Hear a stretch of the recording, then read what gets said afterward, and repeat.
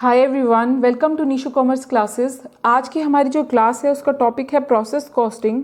और process costing को start करने से पहले मैं आप सबसे एक छोटी सी रिक्वेस्ट करना चाहती हूँ। वो ये है कि अगर आपको ये क्लास पसंद आती है तो आप इसे लाइक ज़रूर से कीजिएगा और मेरे चैनल को सब्सक्राइब करना मत भूलना। चलिए तो स्टार्ट करते हैं अपनी क्लास को प्रोसेस कॉस्टिंग के साथ। ये देखिए, ये है मिस्टर वाइट और ये है मिस्टर ब्राउन। अब मिस्टर वाइट बड़ी ही गहरी सोच में है। मिस्टर वाइट सोच रहे हैं कि आखिरकार ये प्रोसेस कॉस्टिंग होता क्या है। अब आए मिस्टर ब्राउन। मिस्टर वाइट ने मिस्टर ब्राउन से पूछा कि क्या आपको पता है प्रोसेस कॉस्टिंग क्या है। मिस्टर ब्राउन ने कहा हाँ बिल्कुल, प्रोसेस कॉस्टिंग का एक ऐसा मेथड है जो इंडस्ट्रीज़ में यूज़ किया जाता है। मिस्टर वाइट अब पूछते हैं कि कौन सी इंडस्ट्रीज़ में यूज़ किया जाता है प्रोसेस कॉस्टिंग को।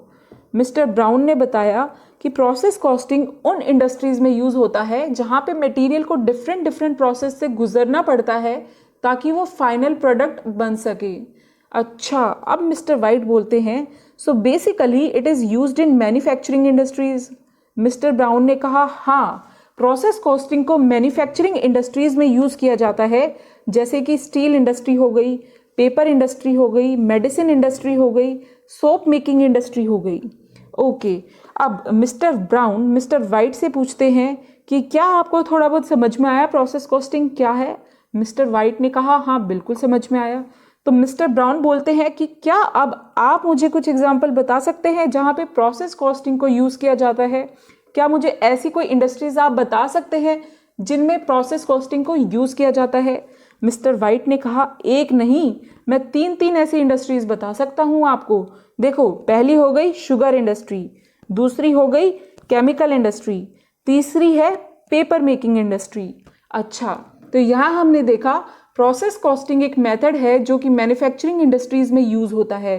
कौन सी इंडस्ट्रीज में यूज होता है, ध्यान से सुनना, बड़ा ही इंपॉर्टेंट है।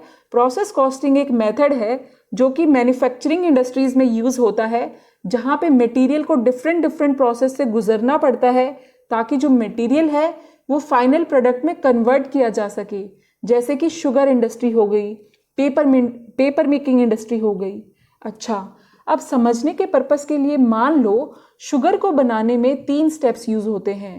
पहले हमारे पास होता है शुगर केन। क्या है हमारे पास, पहले होता है raw material that is sugar cane. फिर स्टेप नंबर 1 में हम उस शुगर केन को वॉश करते हैं। उसके बाद आता है स्टेप नंबर 2, उसमें हम उस शुगर केन का जूस निकालते हैं। फिर आता है स्टेप नंबर 3। स्टेप नंबर 3 में उस जूस को हम बॉईल करेंगे ताकि उसमें से जो मॉइस्चर है वो निकल जाए और उसकी शुगर बन जाए। ओके, फिर हमारे पास आ जाती है finished goods that is sugar. Okay, तो देखो इस एग्जाम्पल को हम इसके साथ कैसे रिलेट करेंगे। रॉ मटेरियल हमारे पास था शुगर केन, वो हमारा रॉ मटेरियल था। फिर स्टेप नंबर 1 में हमने शुगर केन को वॉश किया, वो हो जाएगा प्रोसेस 1। उसके बाद स्टेप नंबर 2 में हमने उसका जूस निकाला था, ये हो जाएगा प्रोसेस 2। फिर उसके बाद हमने उसको बॉयल किया था, ये हो जाएगा प्रोसेस 3। फिर हमें मिल गई थी finished goods that is sugar, तो शुगर हो जाएगी फिनिश्ड गुड्स। और एक चीज़ मैं यहाँ पे ऐड करना चाहती हूँ, देखो जो प्रोसेस 1 का आउटपुट होता है वो प्रोसेस 2 के लिए क्या होगा, इनपुट होगा। सिमिलरली जो प्रोसेस 2 का आउटपुट होगा ना वो प्रोसेस 3 के लिए इनपुट होगा। जैसे कि प्रोसेस 2 का आउटपुट था शुगरकेन का जूस, जो कि प्रोसेस 3 के लिए इनपुट था। ये था प्रोसेस कॉस्टिंग। अब एक बार हम इसको पूरा पढ़ लेते हैं। यहाँ पे क्या लिखा हुआ है, process costing is a method of costing used in manufacturing industries. मैं फिर से इस लाइन को रिपीट कर रही हूँ, बड़ी ही इंपॉर्टेंट लाइन है, आप इसे हाईलाइट जरूर कर लेना। Process costing is a method of costing used in manufacturing industries where material has to pass through various processes for being converted into final product. For example, steel industry, paper making industry, etc. Here the output of process 1 will be the input for process 2, and similarly output for process 2 will be input for process 3. ये है process costing. अब हम आगे बढ़ते हैं accounting की तरफ, तो थोड़ा सा दिमाग ठंडा कर लो। ये देखो यहाँ क्या कह रहा है, a separate account for each process is maintained and the expenses related to that particular process will be charge to its process account. This is done to identify the cost of each process separately. यहाँ पर ये कह रहा है कि हर एक process के लिए एक सेपरेट अकाउंट बनाया जाता है। प्रोसेस 1 के लिए अलग अकाउंट बनेगा, प्रोसेस 2 के लिए अलग अकाउंट बनेगा और प्रोसेस 3 के लिए अलग अकाउंट बनेगा। और ऐसा इसलिए किया जाता है ताकि हर एक प्रोसेस में जितने भी एक्सपेंसेस होते हैं वो उस पर्टिकुलर अकाउंट में लिखे जा सकें। ओके, नेक्स्ट हम देखेंगे प्रोसेस अकाउंट का फॉर्मेट। तो यहाँ हम बना रहे हैं प्रोसेस 1 अकाउंट का फॉर्मेट, जिसमें डेबिट साइड पर हम लिखेंगे मटेरियल, वेजेस, ओवरहेड और दूसरे एक्सपेंसेस, जैसे कि हम ट्रेडिंग अकाउंट में भी लिखते हैं। और एक और चीज़ यहाँ पे आएगी, दैट इज एबनॉर्मल गेन। अब ये एबनॉर्मल गेन क्या होता है, रुको अभी सब बताती हूँ।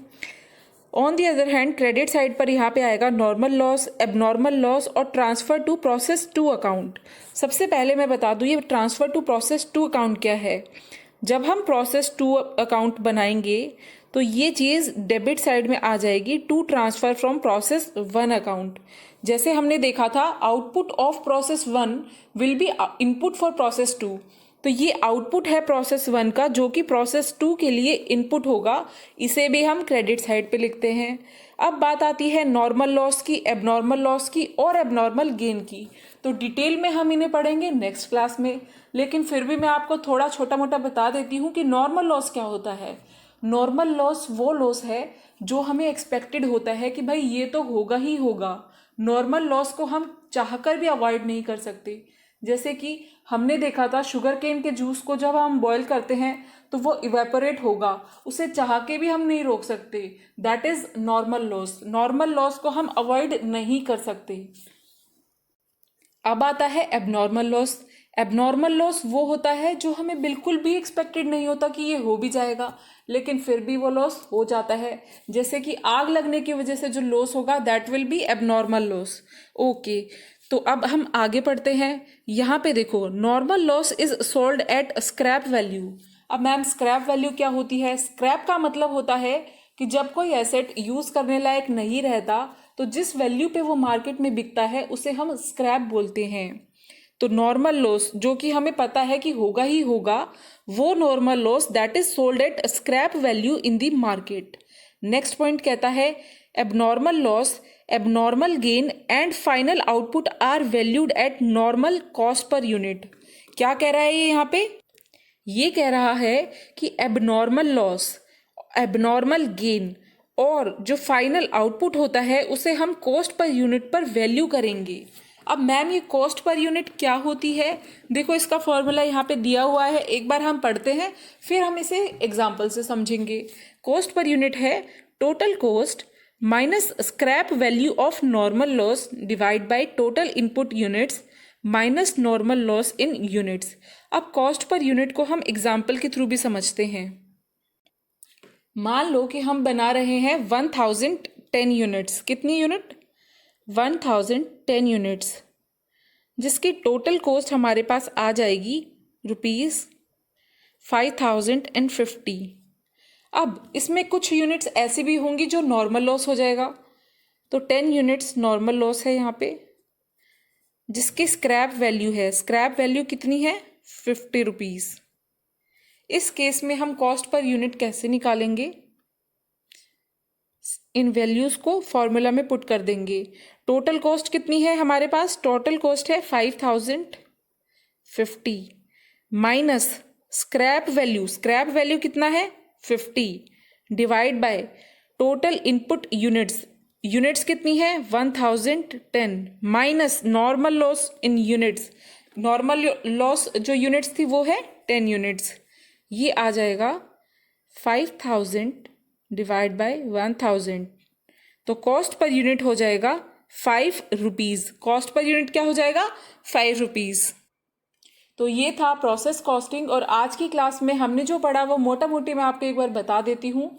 हमने पढ़ा सबसे पहले प्रोसेस कॉस्टिंग एक मेथड है जो कि मैन्युफैक्चरिंग इंडस्ट्रीज में यूज होता है, जहाँ पे मटेरियल को डिफरेंट प्रोसेस से गुजरना पड़ता है ताकि जो मटेरियल है वो फाइनल प्रोडक्ट में कन्वर्ट किया जा सके, जैसे कि हमने देखा था शुगर इंडस्ट्री में। फिर हमने पढ़ा था कि प्रोसेस 1 का जो आउटपुट होता है वो प्रोसेस 2 के लिए क्या होगा? इनपुट होगा। सिमिलरली प्रोसेस 2 का जो आउटपुट है ना वो प्रोसेस 3 के लिए इनपुट होगा। जैसे कि प्रोसेस 2 का आउटपुट था शुगरकेन का जूस, जो कि प्रोसेस 3 का इनपुट था। और हर एक प्रोसेस के लिए हमने देखा था, हर एक प्रोसेस जो होता है उसके लिए सेपरेट अकाउंट बनाया जाता है। प्रोसेस 1 के लिए एक अलग अकाउंट बनेगा, प्रोसेस 2 के लिए एक अलग अकाउंट बनेगा और प्रोसेस 3 के लिए भी एक अलग अकाउंट बनेगा। ऐसा इसलिए किया जाता है ताकि हर एक प्रोसेस में जितने भी एक्सपेंसेस हैं वो उस पर्टिकुलर अकाउंट में हम डाल सकें।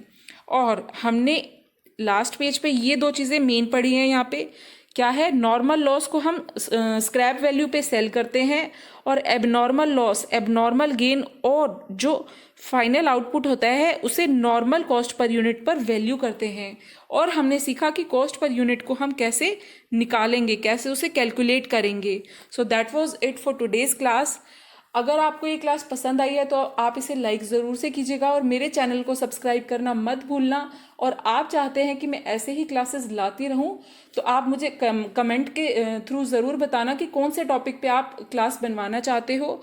और अगर आपको इसके नोट्स चाहिए तो आप मेरे टेलीग्राम चैनल को ज्वाइन कर सकते हो, जिसका लिंक नीचे डिस्क्रिप्शन बॉक्स में है। Thank you so much.